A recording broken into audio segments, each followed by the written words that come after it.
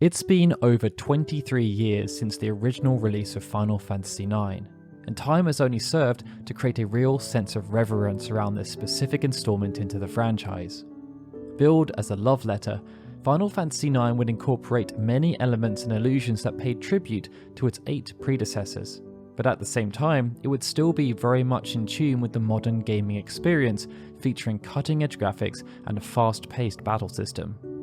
It was this intriguing combination that would help Final Fantasy IX to differentiate itself against its contemporaries, but with so many layers present throughout, it's not too surprising that there are countless details hidden within the game. Beyond that, due to when and how Final Fantasy IX released, there are also a plethora of curious details surrounding the creation and subsequent promotion of the game, and it means there are plenty of stories to tell relating to how and why certain decisions were taken. So strap yourselves in as we dive into some fascinating pieces of trivia relating to Final Fantasy IX, and we're going to kick things off with a glitch that, even after all of these years, has still not been fixed. In most older Final Fantasy games, glitches were rather commonplace. But while some bugs could potentially be fatal to a save file, others would be relatively harmless, serving as mere inconveniences. One such glitch involving Steiner, and to a lesser extent Beatrix, would fall into this latter category, and it would be known as the Thunderslash glitch. Thunderslash was a sword art ability that Steiner could learn from the Defender and Ragnarok weapons. It would also be a Seiken ability for Beatrix. However, for some reason, Thunderslash would be affected by a bug that would see the move assigned a base accuracy of 0, something that would mean the attack would almost always miss.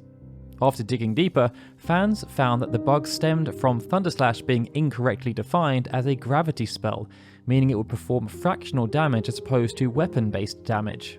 This meant that the skill could not utilize the weapon's accuracy value and would instead have to rely on its own accuracy, which would be set to 0%. Despite this, there was one condition where the ability would land: if either Steiner or Beatrix's level and magic stats were higher than the target enemies and the enemy's magic evasion stat was low enough. It meant that even though the ability had potential, for the most part it would be useless. There are many theories as to how the bug came to be, but perhaps the most interesting aspect is that despite many other Final Fantasy IX bugs being fixed over the years, the Thunderslash glitch has persisted. And this is all the more surprising considering there have been numerous re-releases and even a pseudo-remake as the game was recreated in Unity for its release on mobile devices. The other frustrating element is that when faced as a boss, Beatrix can deliver Thunderslash without any issues, something that showed the player what they were missing out on. When the original Final Fantasy was introduced in the United States, the response was quite positive. But due to numerous logistical issues, even though there were plans to localize and release games like Final Fantasy II, III, and V in North America, only 2 subsequent games would be released in the 16-bit era, and their sales were nowhere near as impressive.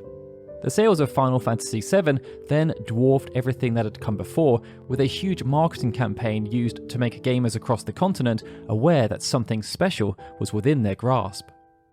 Having made this massive breakthrough to overseas markets, Square would continue to focus on North America, and amongst other things, they would even join up with Toyota for a pretty unique giveaway that would see fans of Final Fantasy VIII given the potential to win a brand new car.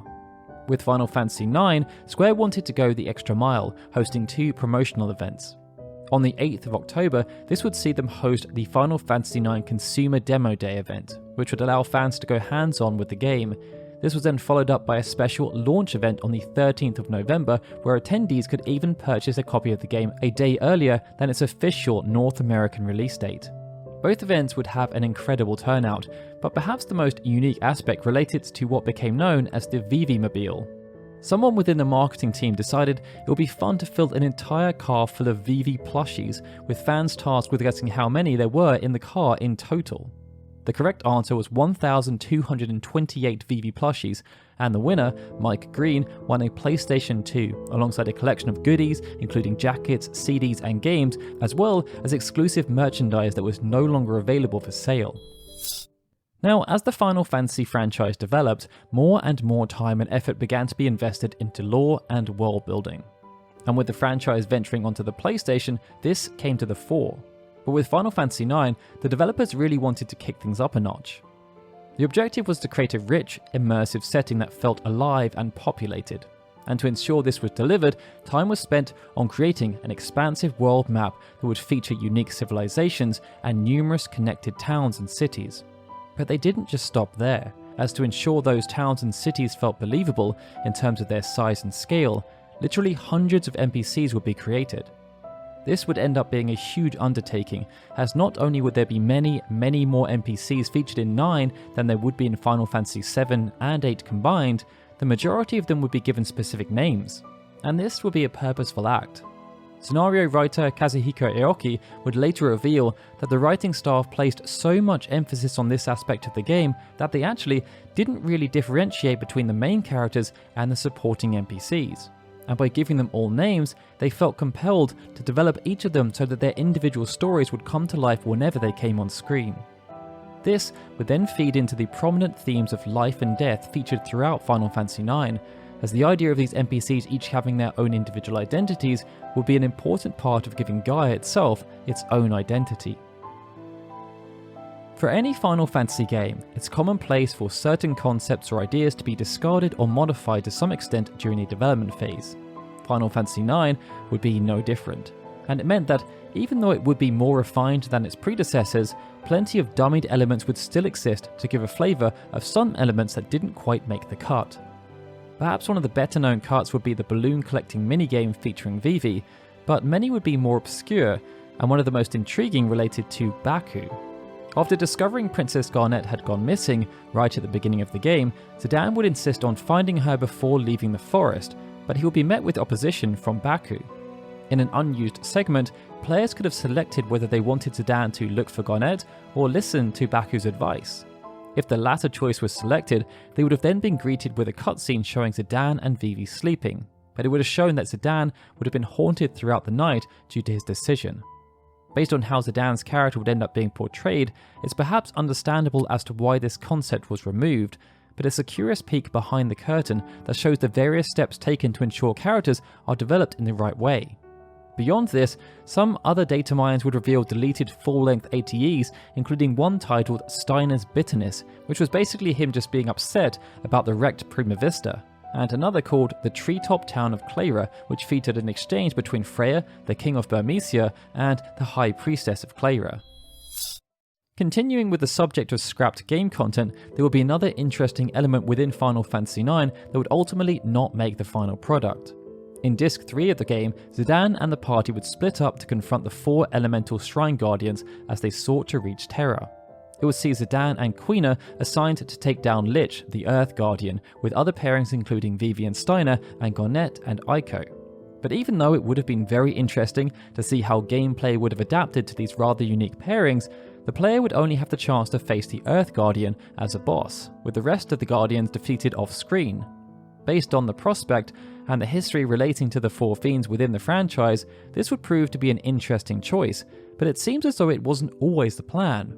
Amongst the dummied content, data miners found plans for battles against not just Lich, but against all 4 of the Shrine Guardians, and beyond the dummied content, concept art would even be revealed that showed artwork of each respective Shrine Guardian, as well as the locations where they would have likely been encountered.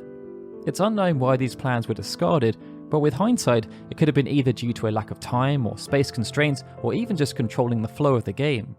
After all, the designers would have had to craft unique encounters that would have made use of those pairings, and beyond that, each of the Shrine Guardians would later be encountered within Memoria, as well as the Crystal World. As the narrative of Final Fantasy IX developed, we got to learn more about Gaia, Terra, and Garland's maniacal master plan. A huge part of this was the attempted assimilation of Gaia, a necessary evil to ensure the survival of Terra. But due to Gaia not being an optimal target, the fusion failed, and the 2 planets would end up being joined together in an unfortunate way, with Terra warped inside Gaia, and many of Terra's locations shifted over to the surface of Gaia. These locations would be heaped in history, dating back thousands upon thousands of years, but while we would learn much about Terran history, much of Gaia's history pre-fusion was left unknown. That is, with the exception of one location, Chocobo's Paradise. As indicated by its name, Chocobo's Paradise would quite literally be a paradise, featuring grand architecture and bountiful land, all inhabited peacefully by chocobos under the rule of the Fat Chocobo. While much of the location is shrouded in mystery within the game, we do learn by speaking to one of the local chocobos that the paradise existed long before the disaster between Terra and Gaia, meaning it has to be well over 5,000 years old, and this would make it the oldest known location on Gaia, at least according to lore that's been divulged. What's most impressive though is that Chocobo's Paradise managed to survive the cataclysm of Terra intact. And afterwards, it suggested that the famous traveller Ibsen made his way there and taught the Chocobos how to play Tetramaster. In light of its long history, the unique architecture and lush landscapes, in some way Chocobo's Paradise may possibly grant some insight as to what Gaia was like before the surface was damaged by Terra's attempted fusion and the ether tree's mist pollution. And for a last fact, we thought it would be interesting to take a dive into the deep connections that exist between Final Fantasy IX, theatre, and more specifically, Shakespeare. Shakespeare has served as the inspiration for numerous creative works, and it's for that reason that it's perhaps no surprise that Final Fantasy would also end up being influenced by the works of the great English poet and playwright. But what made this intriguing was just how far the influence extended. It would see character names, story elements, and narrative concepts all bear a striking resemblance, with examples including the Tantalus theatre troupe, the Prima Vista theatre ship, and characters like Marcus, Cinna, and Puck, whose names were taken from classic Shakespeare plays. Beyond that, there was also the Black Waltzes, and additionally, the classic motive of star-crossed lovers would be seen in the relationship between Princess Garnet and Zidane in light of their contrasting roles in society. This then fed into the visuals, as character designer Toshiyuki Itahana chose to combine the characters' shorter bodies with exaggerated body language to better showcase the motifs of theatre and stage. But out of all the in-game elements, I Want to Be Your Canary would perhaps be one of the most blatant allusions to Shakespeare. Said to have been written by Lord Avon, a nod to William Shakespeare's birthplace, the play would make several references to classic works like King Lear and Romeo and Juliet. Additionally, the play's very name would even be inspired by a famous line from Romeo.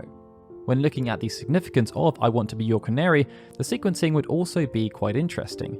Final Fantasy IX would begin with the performance of the play, but it wouldn't have a proper conclusion due to the commotion on the Prima Vista during Tantalus' attempted kidnapping of Princess Garnet. This interruption would also be the inciting incident that would set off the main events of the game.